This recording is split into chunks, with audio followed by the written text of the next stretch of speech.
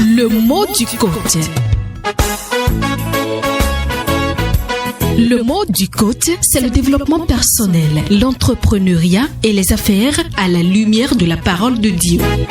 Le mot du coach, c'est le leadership, la stratégie et l'éveil du potentiel. Prenez le rendez-vous le jeudi à 21h15 et en rediffusion le jeudi suivant à 1h30 sur Radio Immaculée Conception avec le coach Dieudonné Ango. Auditeurs et auditrices de Radio Immaculée Conception, bienvenue dans cette émission qui s'intitule « De l'inspiration à l'impact ». Comment l'intelligence du Saint-Esprit transforme les idées en solutions et les visions en réalisation. Aujourd'hui, nous abordons un sujet d'une importance capitale pour notre époque. Nous vivons dans un monde où les idées ne manquent pas, les projets abondent, les rêves sont nombreux.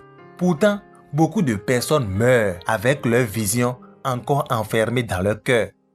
Pourquoi certaines idées changent-elles le monde alors que d'autres disparaissent sans laisser de traces?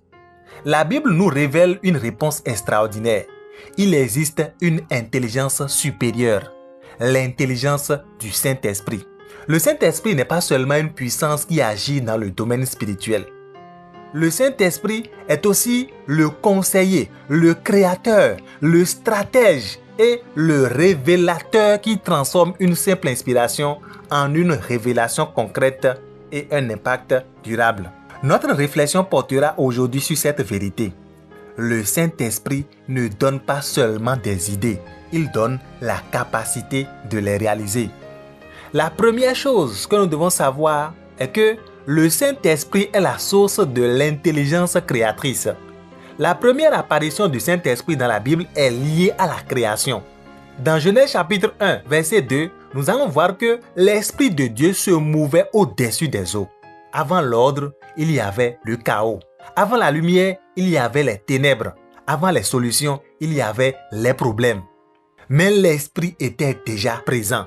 Cela signifie que le Saint-Esprit excelle dans la transformation du désordre en opportunité. Il voit ce que les autres ne voient pas.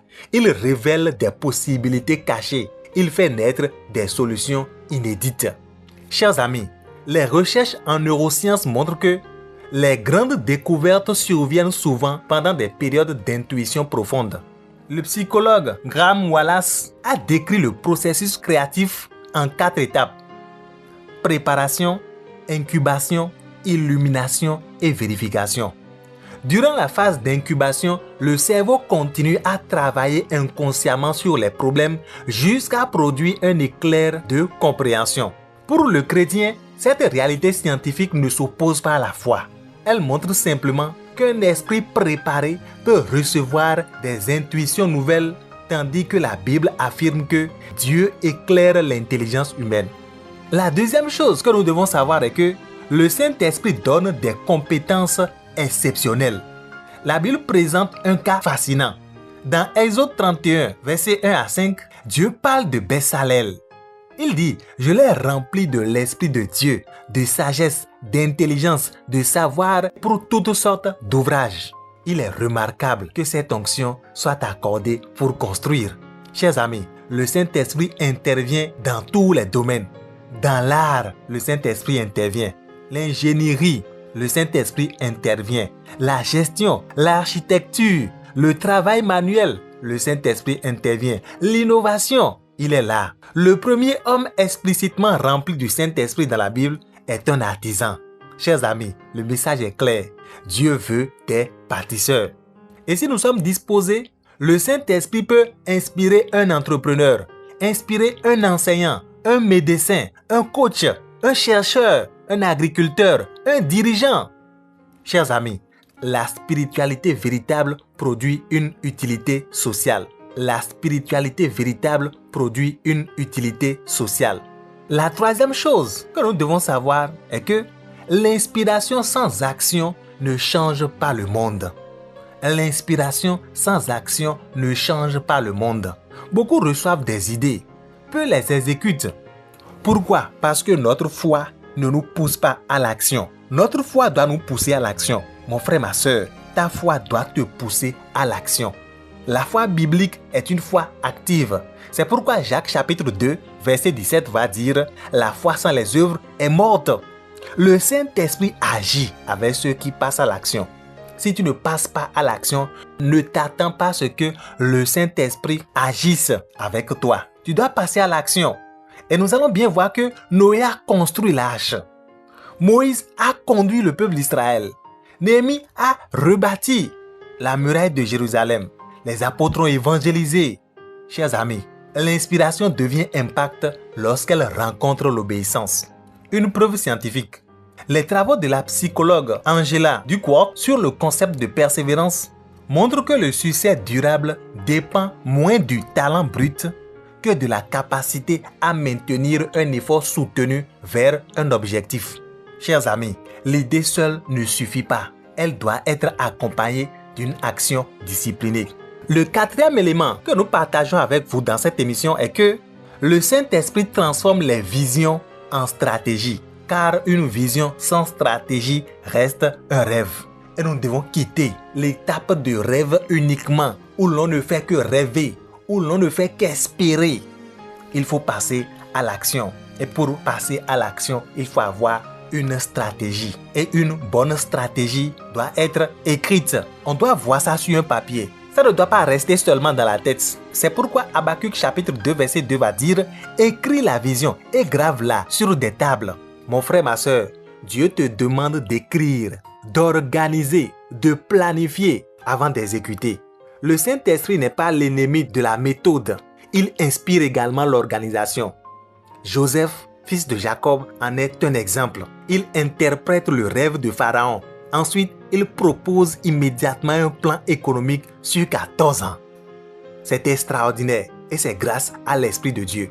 Le Saint-Esprit produit des visionnaires capables d'agir avec méthode. La cinquième chose que nous partageons avec vous, chers amis, est que l'impact est le véritable test d'une inspiration divine. Une idée inspirée bénit les autres. C'est pourquoi Jésus lui-même va dire que votre lumière brille, de sorte qu'en voyant vos bonnes œuvres, les hommes rendent gloire à votre Père qui est aux cieux. Matthieu chapitre 5, verset 16.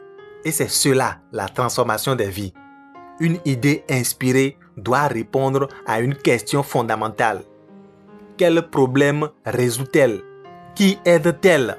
Quelle souffrance soulage-t-elle? Quelle valeur crée-t-elle? Chers frères et sœurs, les recherches en psychologie du sens et de la motivation, notamment celle de Martin Seligman, suggèrent que les personnes engagées dans des activités ayant un but et un impact sur les autres rapportent davantage d'épanouissement et de résilience. Ce qui voudra dire que servir les autres renforce la motivation et la satisfaction durable. Après tout ceci, nous allons alors nous poser la question de savoir comment développer l'intelligence du Saint-Esprit. Pour y arriver, il faut 5 habitudes essentielles. Numéro 1, prier quotidiennement. Jacques chapitre 1 verset 5 va dire « Si quelqu'un manque de sagesse, qu'il la demande à Dieu. » Donc, prier pour demander la présence de l'Esprit Saint, l'onction de l'Esprit Saint, la capacité d'agir, la capacité de percevoir, recevoir l'illumination du Saint-Esprit.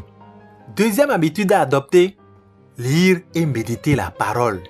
Chers amis, la parole renouvelle notre intelligence. Quand nous scrutons les Saintes Écritures, l'Esprit de Dieu nous parle, nous révèle les réalités cachées, nous montre le chemin.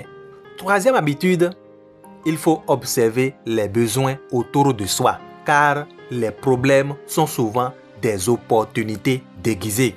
La quatrième habitude est d'apprendre continuellement. Il faut se faire former.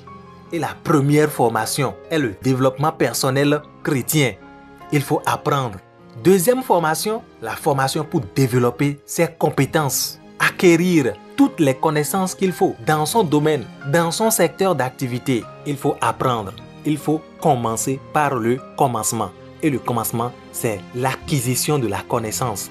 Le développement personnel chrétien est indispensable pour tout enfant de Dieu qui veut réussir sa vie et produire un impact durable dans la société. Pas seulement dans l'église, mais dans la société, car c'est là que le Christ nous attend. Donc, il faut apprendre et toujours apprendre. Il ne s'agit pas de dire « j'ai l'onction du Saint-Esprit, je suis rempli du Saint-Esprit » et refuser d'apprendre. Chers amis, l'onction n'exclut pas la formation. l'onction n'exclut pas la formation. Je répète, l'onction n'exclut pas la formation.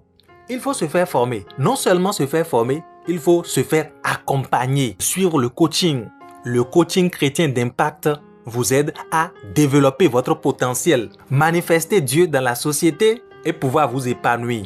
Et un jour vous entendre dire « Bon et fidèle serviteur, entre dans la joie de ton maître » parce que vous auriez déjà impacté durablement la société dans laquelle vous vous trouvez. Donc, 4e habitude, il faut apprendre.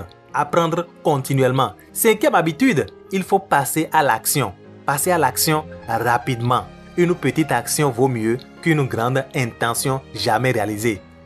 Chers amis, une petite action vaut mieux qu'une grande intention jamais réalisée. En conclusion, nous voudrions dire que l'intelligence du Saint-Esprit est une intelligence créatrice. Elle transforme le chaos en ordre, les problèmes en solutions, les rêves en projets, les projets en réalisation, les réalisations en impact. Dieu ne cherche pas seulement des croyants inspirés, il cherche des hommes et des femmes capables de transformer leur génération.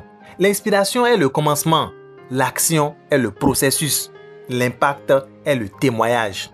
Nous voudrions maintenant vous laisser avec ces 3 questions. Numéro 1. Quelle idée Dieu a-t-il déposée dans votre cœur que vous remettez à plus tard? Deuxième question. Quel problème autour de vous pourriez-vous résoudre avec les talents que Dieu vous a donnés? Numéro 3. Quelle première action concrète allez-vous poser dans les prochaines 24 heures après avoir écouté cette émission? Chers frères et sœurs, une vision inspirée par le Saint-Esprit n'est pas destinée à rester dans un carnet de notes. Elle est appelée à devenir une œuvre, une solution et un héritage qui transforme des vies et glorifie Dieu. Maintenant, si vous voulez être éveillé, être motivé, recevoir les informations qu'il faut pour transformer votre réalité, vous pouvez nous écrire par WhatsApp pour rejoindre le forum Croissance Intégrale. Quand on a l'inspiration, il faut passer à l'impact. Et c'est l'Esprit Saint qui transforme les idées en solutions et les visions en réalité. Vous pouvez rejoindre le forum Croissance Intégrale en écrivant par WhatsApp au plus 229 01 48 00 48 45. Plus 229 01 48 00 48 45. Nos conférences, formations et programmes d'accompagnement vous aident à développer votre potentiel, renforcer votre leadership et améliorer durablement vos performances dans tous les domaines de votre vie. Rejoignez-nous et ensemble, avec Dieu, nous ferons des exploits. À la fois prochaine. Le mot du coach. Le mot du coach, c'est le développement personnel, l'entrepreneuriat et les affaires à la lumière de la parole de Dieu. Le mot du coach, c'est le leadership, la stratégie et l'éveil du potentiel. Prenez le rendez-vous le jeudi à 21h15 et en rediffusion le jeudi suivant à 1h30 sur Radio Immaculée Conception avec le coach Dieudonné Ango.